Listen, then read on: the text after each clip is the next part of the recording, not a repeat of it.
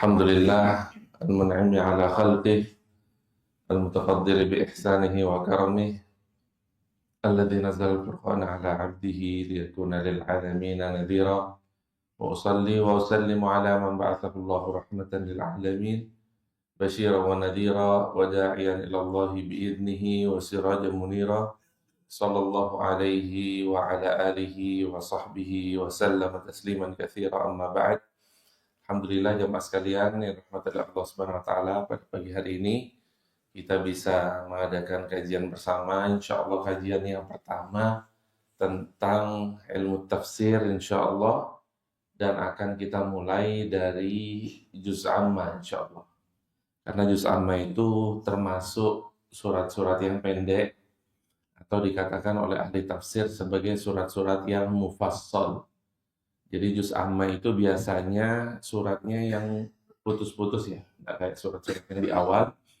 Di awal itu ada namanya sab'un tiwal atau 7 surat-surat yang panjang, yaitu dimulai dari Al-Baqarah, kemudian Ali Imran, An-Nisa, Al-Maidah, terus setelah itu Al-An'am, Al-A'raf. Itu adalah termasuk 7 surat yang panjang atau dikatakan oleh ahli tafsir sebagai sab'un tiwal.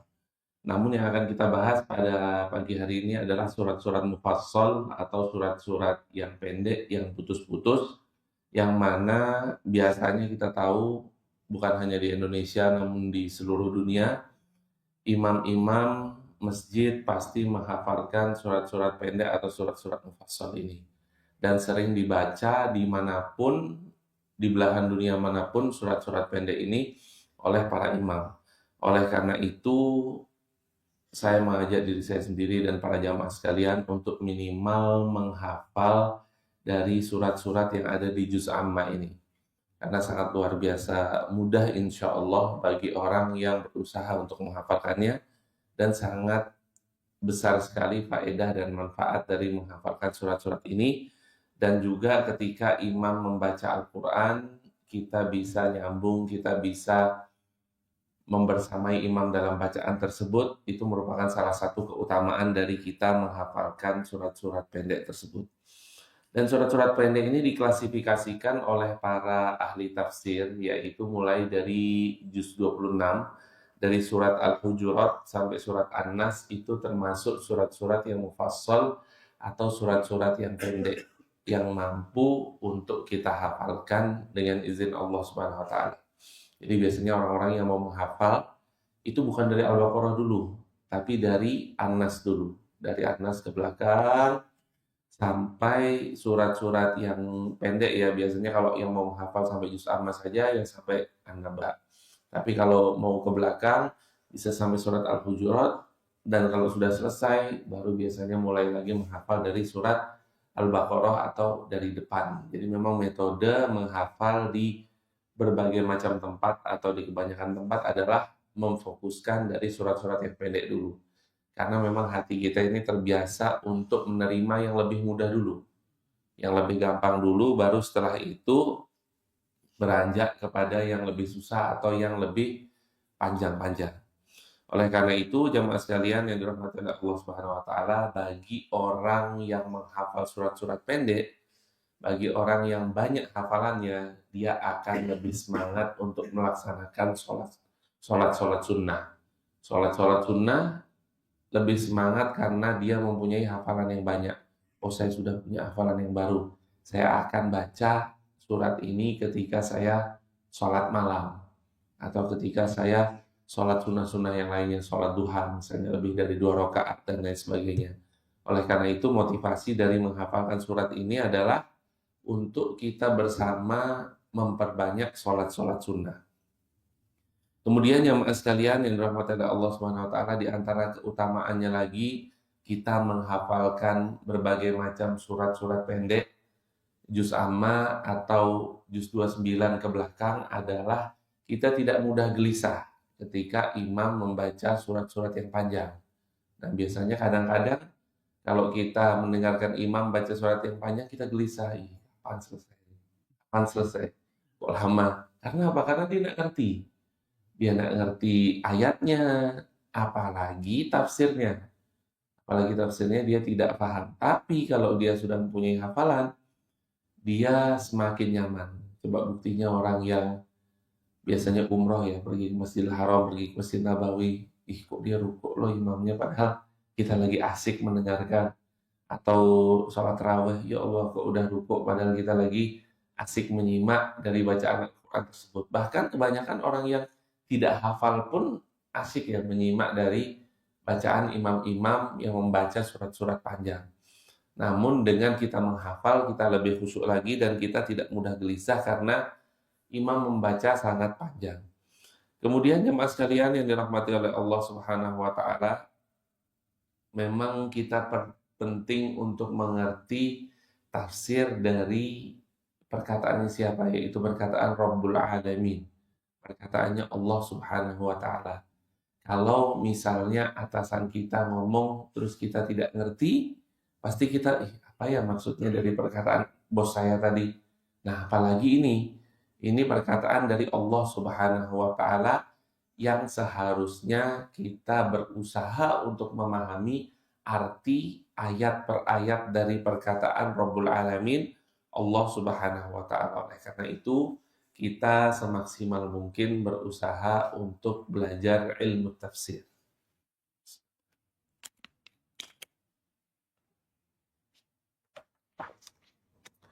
Jamaah sekalian yang dirahmati oleh Allah Subhanahu wa taala, kita akan mulai pada pagi hari ini dengan surat yang sangat simpel dan semua dari kita insya Allah hafal, yaitu surat Al-Ikhlas. Qul huwallahu ahad, Allahus samad, lam yalid wa lam yulad wa lam yakul lahu kufuwan ahad. Surat Al-Ikhlas ini, para jamaah sekalian yang dirahmati oleh Allah Subhanahu wa taala, mempunyai banyak sekali keistimewaan dan keunggulan yang tidak dimiliki oleh surat-surat lainnya. Yang pertama, di dalam Al-Quran ya secara umum, itu banyak sekali atau khususnya di dalam Juz Amma, itu khususnya menekankan kepada 3 hal.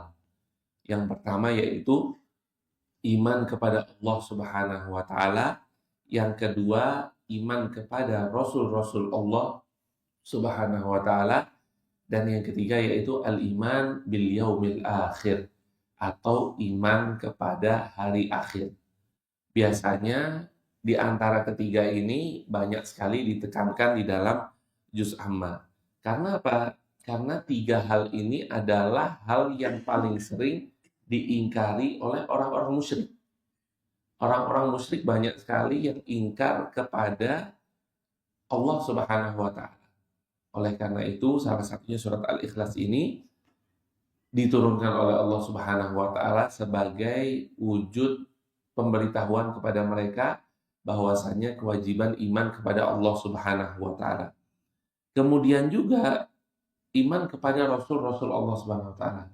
Kita tahu bahwasanya di antara Bani Israel banyak sekali dari mereka yang suka membunuh rasul-rasulnya. Suka ingkar terhadap apa yang Allah Subhanahu wa taala datangkan berupa wahyu-wahyunya kepada para rasul-rasulnya. Oleh karena itu di dalam Al-Qur'an banyak sekali disinggung agar mereka-mereka ini semua beriman kepada rasul-rasul Allah Subhanahu wa taala. Kita perlu tahu ya, ada Allah Subhanahu wa taala menurunkan nabi dan rasul. Dan nabi jumlahnya lebih dari 100.000, ratusan ribu nabi. Adapun rasul jumlahnya sekitar 300-an sekian. Namun yang kita ketahui jumlahnya nabi dan rasul biasanya hanya 25. Di antara 25 itu ada yang kita hafal, ada yang tidak kita hafal. Karena memang apa? Rasulullah Shallallahu Alaihi Wasallam sendiri tidak menghafal 300 nama-nama rasul itu. Wa rusulan qad qasasnahum 'alaika min qabl wa rusulan lam naqsushum 'alaik. Dan ada rasul-rasul yang kita kisahkan kepadamu wahai Muhammad, dan ada rasul-rasul yang tidak kita kisahkan kepadamu. Jadi ada yang diketahui oleh Rasulullah, ada yang tidak diketahui. Kalau Rasulullah aja ada yang tahu, ada yang tidak, apalagi kita. Dan juga jumlahnya nabi itu lebih banyak jauh daripada rasul. Jadi perbedaan nabi dan rasul Nabi adalah orang yang diberikan wahyu oleh Allah Subhanahu wa taala, namun tidak memiliki kewajiban untuk menyampaikan kepada umatnya. Adapun Rasul adalah seseorang yang diberikan wahyu oleh Allah Azza wa Jalla dan mempunyai kewajiban untuk mentabligh, untuk menyampaikan wahyu tersebut kepada masyarakatnya.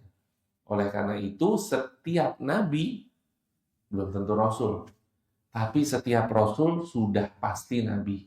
Karena disampaikan oleh Allah wahyu dan juga disuruh untuk menyampaikan kepada seluruh masyarakatnya. Dan di antara semua nabi-nabi dan rasul yang sudah kita hafal ya di dalam Al-Quran, ada sangat banyak sekali, dan juga ada yang diperselisihkan oleh para ahli sejarah, oleh para ahli ilmu, para ulama, apakah dia termasuk rasul atau bukan. Salah satunya, ada yang tahu? Zulkarnain, betul. Ada lagi yang tahu? Luqman, betul. Luqman. Qala Luqmanu libnihi wa huwa ya'iduhu ya bunayya la tusyrik billah. Kemudian di antara lainnya wa qaumu Tubba. Nah, Tubba ini mempunyai kaum. Nah, apakah Tubba ini merupakan rasul atau bukan?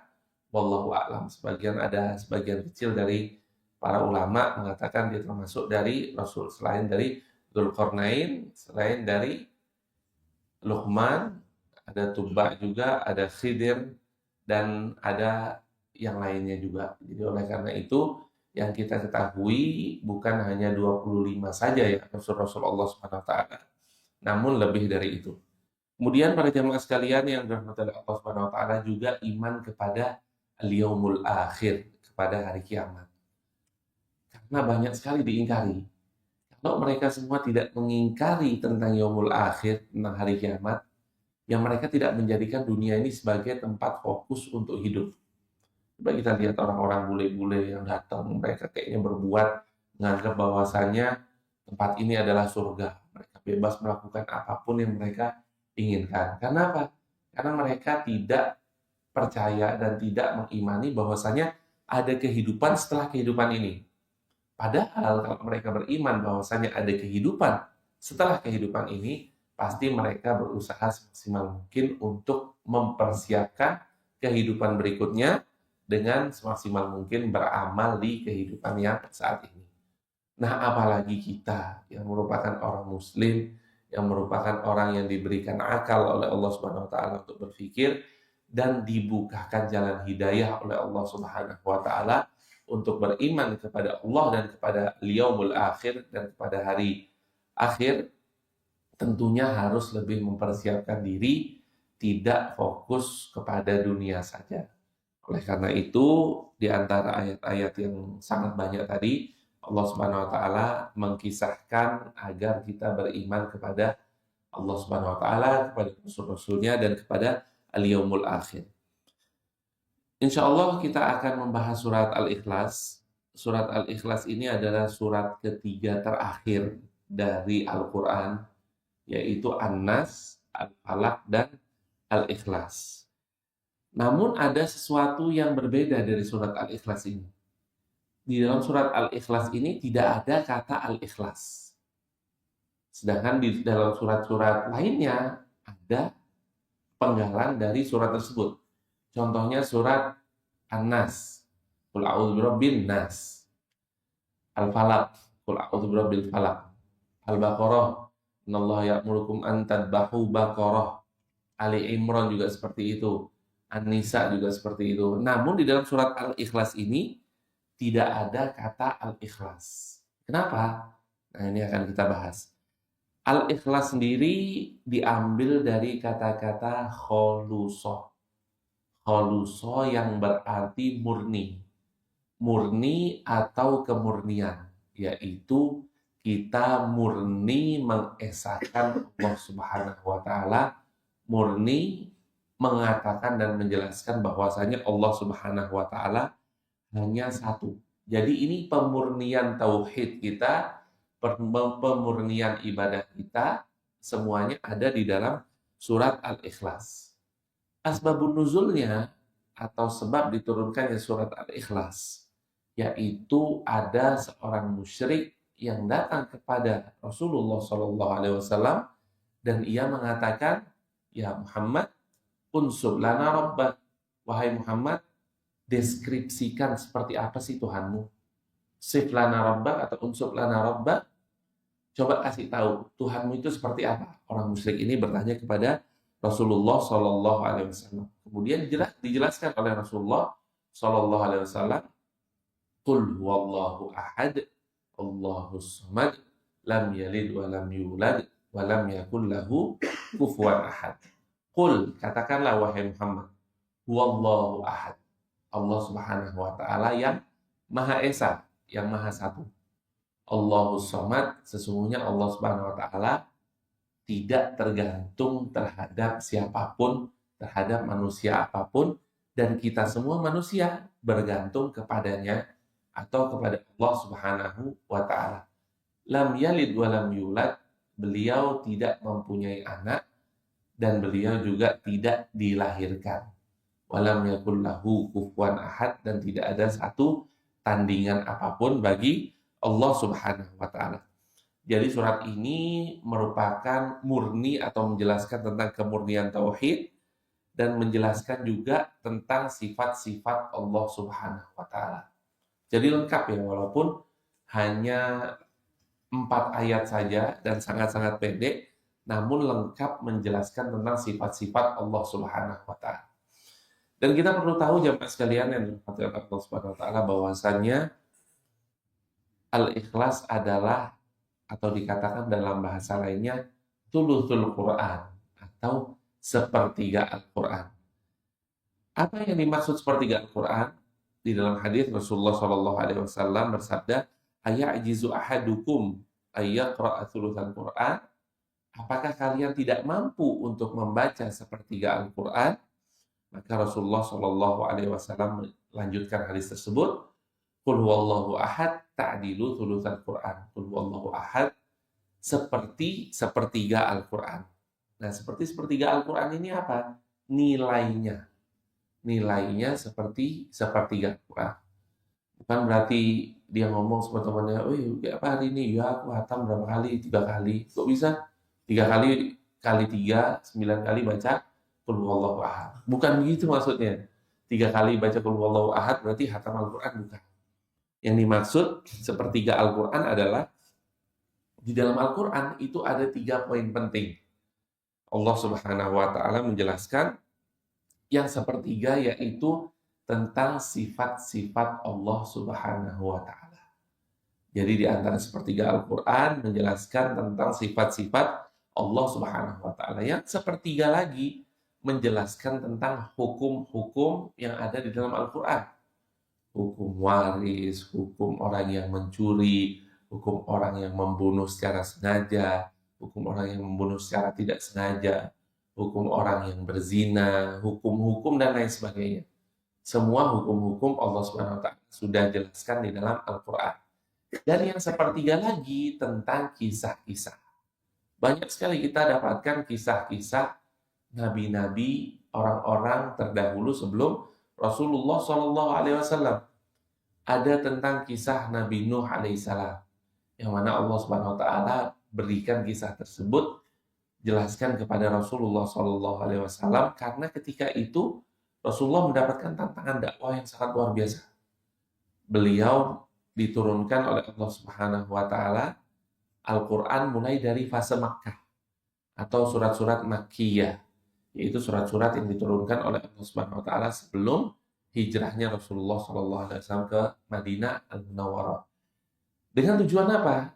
Untuk menghibur Rasulullah SAW yang berdakwah dan memiliki kesusahan-kesusahan.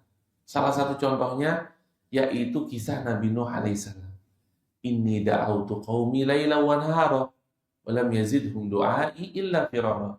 Sesungguhnya aku berdakwah malam dan siang. Kenapa malam dulu? Karena biasanya siang itu orang-orang mencari nafkah, mencari rezeki. Jadi makanya banyak ya kajian-kajian di malam hari, kajian setelah maghrib, kajian setelah subuh, kita belum mulai mencari rezeki. Jadi banyak sekali kajian-kajian. Memang di antara metode dakwah Nabi Nuh alaihissalam juga berdakwah ketika malam hari, bukan hanya siang saja.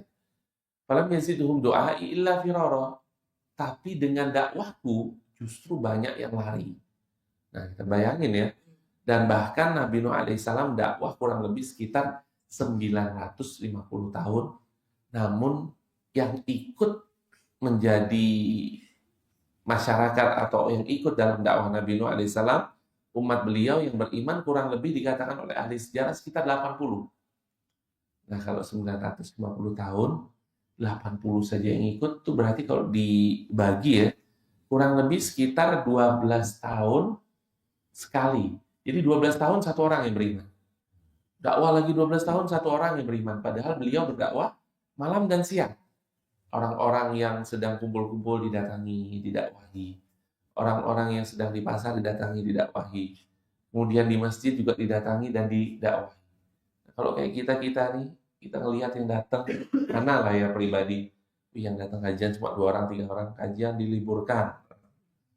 Mana kuat? Nah, kalau Nabi Nuh alaihissalam 12 tahun cuma satu orang kurang lebih yang beriman, namun tetap kuat dan tetap bersabar. Selain beliau bersabar, beliau juga sangat bersyukur kepada Allah Subhanahu wa taala. Oleh karena itu Nabi Nuh alaihissalam disifati oleh Allah Subhanahu wa taala, innahu kana 'abdan syakura. Dan Nabi Nuh termasuk salah satu dari hamba Allah Subhanahu wa taala yang pandai bersyukur. Kita bayangin ya, sangat luar biasa sekali cobaan-cobaan yang dialami oleh Nabi Nuh, namun beliau juga pandai bersyukur. Jadi intinya di antara sepertiga Al-Quran tadi, yang pertama tentang sifat-sifat Allah Subhanahu wa taala, yang kedua tentang hukum-hukum yang Allah Subhanahu wa taala tetapkan, dan sepertiganya lagi tentang kisah-kisah yang Allah Subhanahu wa taala kisahkan untuk kita semua, agar kita semua bisa mengambil ibrah, kita semua bisa mengambil pelajaran. Jadi Al-Ikhlas ini, para jamaah sekalian yang dirahmati oleh Allah Subhanahu wa taala, mempunyai nilai tinggi, mempunyai nilai khusus karena membahas tentang sifat-sifat Allah Subhanahu wa taala. Sebagaimana ada juga salah satu ayat yang paling agung atau ayat yang paling luar biasa sekali, yaitu ayat apa? Ada yang tahu? Ayatul Kursi. Ayat Al-Kursi termasuk a'dhamu ayatin fi kitabillah, dia adalah ayatul kursi, yaitu ayat yang paling agung yang Allah Subhanahu wa taala tuliskan di dalam Al-Qur'an. Karena semuanya membahas tentang sifat-sifat Allah. Allahu la ilaha illa huwal hayyul qayyum. Sungguhnya Allah Subhanahu wa taala tidak ada zat yang layak untuk disembah selain Allah Subhanahu wa taala. Wal hayyul qayyum, Allah Subhanahu wa taala yang maha hidup dan yang maha tegak berdiri, yang mengurusi segala sesuatu yang ada di muka bumi ini. La ta'khudhuhu sinatu wala naum. Allah Subhanahu wa taala tidak tertimpa sedikit pun rasa ngantuk dan juga tidak tertimpa sedikit pun rasa tidur. Lahu ma fis samawati wa ma fil ard. Seluruh yang ada di muka bumi ini dan juga yang ada di langit-langit adalah milik Allah Subhanahu wa taala. Man dalladzi yashfa'u indahu illa bi'idnih. Semua orang tidak bisa memberi syafaat kecuali dengan izin Allah Subhanahu wa taala. Andalladzi yashfa'u indahu illa bi'idzni, ya'lamu ma baina aydihim wa ma khalfahum. Allah Subhanahu wa taala mengetahui seluruh yang ada di depan mereka atau ada yang di belakang mereka. Jadi tidak ada yang bisa kita sembunyikan dari Allah Subhanahu wa taala. Terus lanjutannya apa? Wasi'a kursiyyuhus samawati wal ard wa la ya'uduhu hifdzuhuma wa huwal 'aliyyul 'azim. Dan kursi Allah Subhanahu wa taala lebih luas daripada langit dan bumi, dan juga wasi'a kursiyyuhus samawati wal ard wa la ya'uduhu hifdzuhuma wa huwal 'aliyyul 'azim. Dan ini semua dalam ayat ini menjelaskan tentang sifat-sifat Allah Subhanahu wa taala. Jadi ada ayat yang paling agung yaitu ayatul kursi, dan juga ada surat yang paling agung yaitu surat Al-Ikhlas salah satunya. Selain surat Al-Fatihah, ada juga surat yang paling agung yaitu surat Al-Ikhlas. Karena dari awal sampai akhir Allah Subhanahu wa taala semuanya membicarakan tentang Allah Subhanahu wa taala, tentang sifat-sifat Allah Subhanahu wa taala. Kemudian para jamaah sekalian yang dirahmati oleh Allah Subhanahu wa taala, selain dari keutamaan-keutamaan yang tadi, Yaitu surat Al-Ikhlas ini merupakan surat yang sering sekali dibaca oleh Rasulullah SAW, dan sering Rasulullah SAW menyuruh kita untuk membaca surat Al-Ikhlas. Nah, saya mau tanya nih, di antara sehari semalam tuh kita berapa kali membaca surat Al-Ikhlas, dan di posisi-posisi atau di waktu-waktu mana saja? Yang pertama dari mulai bangun tidur ya, dari sholat 2 rakaat qobliyah sebelum subuh, kita diperintahkan atau disunnahkan oleh Rasulullah SAW untuk membaca surat Al-Kafirun, dan yang kedua surat Al-Ikhlas. Kemudian setelah kita sholat subuh, kita zikir pagi. Zikir pagi kita disuruh juga salah satunya di antara membaca surat Al-Ikhlas. Selain surat An-Nas dan Al-Falaq, kita juga membaca surat Al-Ikhlas Qul Huwallahu Ahad 3 kali. Kemudian setelah itu di sholat-sholat sunnah lainnya, Rasulullah SAW juga membaca surat Al-Ikhlas. Di sholat-sholat sunnah rawatib juga sering Rasulullah SAW membaca surat Al-Ikhlas. Kemudian juga habis sholat wajib, kita juga disunnahkan oleh Rasulullah SAW untuk membaca surat Al-Ikhlas 3 kali. Nah, beberapa tuh tadi. Kemudian juga sholat ba'diyah maghrib, kita disunnahkan untuk membaca surat Al-Ikhlas juga. Kemudian di sholat witir pada malam hari, biasanya rakaat pertama membaca Sabbihisma rabbikal a'la, rakaat kedua Qul ya ayyuhal kafirun, rakaat ketiga membaca Qul huwallahu ahad atau surat Al-Ikhlas. Dan kemudian juga sebelum tidur kita juga disunahkan untuk membaca surat Al-Ikhlas. Jadi banyak sekali di antara tempat-tempat atau posisi-posisi yang dimana Rasulullah SAW mensunnahkan kita untuk membaca surat Al-Ikhlas. Dan di antara hikmahnya, kita sering-sering memperbanyak membaca surat Al-Ikhlas adalah untuk memperbaharui tauhid kita, untuk menguatkan keimanan kita, untuk menegaskan bahwasannya tidak ada zat yang patut dan layak untuk disembah kecuali Allah Subhanahu wa taala. Dan Allah Subhanahu wa taala Maha Satu. Maha Satu, dan ini bantahan terhadap agama-agama lainnya yang menganggap bahwasanya Rabb mereka lebih dari satu. Oleh karena itu, di surat Al-Ikhlas ini dijelaskan secara detail syarat-syarat Tuhan itu seperti apa, syarat-syarat Rabb itu seperti apa. Dan semuanya ada dalam surat Al-Ikhlas ini, atau semua sifat-sifat Rabb, atau kalau mau dikatakan sebagai Tuhan, harus mempunyai kriteria-kriteria seperti ini. Itu ada semua dalam surat Al-Ikhlas. Yang pertama yaitu Maha Esa. Maha Esa yaitu Maha Satu. Maha Satu karena Rabb biasanya hanyalah satu yang kita ibadahi, yang mengurus semua alam raya ini hanyalah satu. Yang kedua yaitu Allahus Shomad, yang tidak butuh terhadap yang lainnya. Tidak butuh terhadap manusia, namun kita semua manusia butuh kepada Rabbul Alamin, Allah Subhanahu wa taala.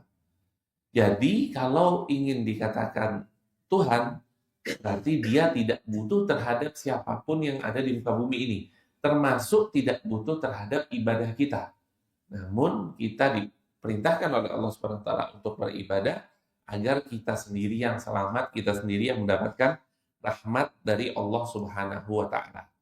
Jadi secara umum dalam surat Al-Ikhlas ini menjelaskan bahwasanya tidak ada yang serupa dengan Allah Subhanahu wa taala sama sekali. Beliau Maha Esa dalam 3 hal. Maha Esa dalam rububiyahnya, yaitu dalam penciptaannya langit dan bumi, semua yang Allah ciptakan itu adalah Esa dan Allah Subhanahu wa taala saja yang menciptakan. Kemudian dalam uluhiyahnya, dalam ibadah juga kita tidak boleh mengibadahi selain Allah Subhanahu wa taala. Kalau kita mengibadahi selain Allah Subhanahu wa taala, maka kita berbuat syirik. Berbuat syirik yaitu mensekutukan Allah Subhanahu wa taala, sedangkan Allah Subhanahu wa taala paling marah, paling tidak mengampuni dosa orang yang berbuat syirik.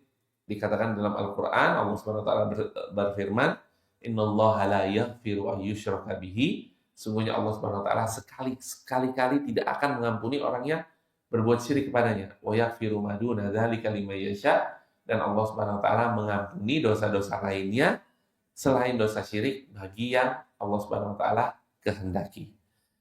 Kemudian jamaah sekalian yang dirahmati oleh Allah Subhanahu wa taala, jadi syaratnya menjadi Tuhan yaitu sangat berilmu, sangat mengetahui dan maha segalanya. Maha bisa menciptakan langit, maha bisa menciptakan bumi, dan tidak butuh terhadap apapun dari selain Allah. Jadi bukan tidak butuh kepada manusia saja, tapi tidak butuh kepada gunung, tidak butuh kepada pohon, tidak butuh kepada seluruh ciptaan-ciptaan Allah Subhanahu wa taala. Karena Allah Subhanahu wa taala menjelaskan dalam Al-Qur'an, "Innallaha yumsikus samawati wal ard an tazula." Sungguhnya Allah Subhanahu wa taala yang memegang langit dan memegang bumi agar tidak oleng, agar tidak jatuh. Oleh karena itu, beliaulah satu-satunya, Allah Subhanahu wa taala satu-satunya yang berhak untuk disembah. Karena apa? Karena Allah Subhanahu wa taala sangat marah sekali ketika Allah Subhanahu wa taala dikatakan mempunyai anak. Oleh karena itu, lam yalid wa lam yulad, Allah Subhanahu wa taala tidak mempunyai anak dan beliau tidak dilahirkan. Karena qul in kana lirrahmani waladun fa ana awwalul abidin. Kata Allah Subhanahu wa taala kepada Rasulullah sallallahu alaihi wasallam, wahai Muhammad, qul in kana lirrahmani walad, kalau Allah Subhanahu wa taala mempunyai anak, fa ana awwalul abidin. Sayalah orang yang pertama menyembah anak dari Tuhan. Jadi kalau Tuhan punya anak, berarti anaknya juga sangat disayang dan sangat patut untuk disembah. Oleh karena itu, di sini menjelaskan bahwasannya Allah Subhanahu wa taala tidak mempunyai pasangan, dan Allah Subhanahu wa taala kalau mempunyai pasangan pasti membutuhkan terhadap pasangan tersebut. Bagaimana kita? Kita pasti membutuhkan pasangan kita untuk menyalurkan biologis kita, untuk membantu dalam kehidupan sehari-hari, dan itu Allah Subhanahu wa taala tidak mempunyai pasangan, tidak melahirkan dan tidak dilahirkan. Oleh karena itu Allah Subhanahu wa taala tidak butuh kepada siapapun di muka bumi ini. Ya, mungkin kita cukupkan dulu kajian kita. Insya Allah kita akan lanjutkan di pekan ganjil berikutnya, Jumat ganjil berikutnya, karena udah jam 6 ya. Mudah-mudahan Allah Subhanahu wa taala memberikan manfaat dari apa yang kita sampaikan pada pagi hari ini. Semua kebenaran datangnya dari Allah Subhanahu wa taala, semua datangnya kesalahan hanya dari diri saya pribadi dan dari syaitan. Subhanakallahumma wa bihamdika asyhadu an la ilaha illa anta astaghfiruka wa atubu ilaik. Wassalamualaikum warahmatullahi wabarakatuh.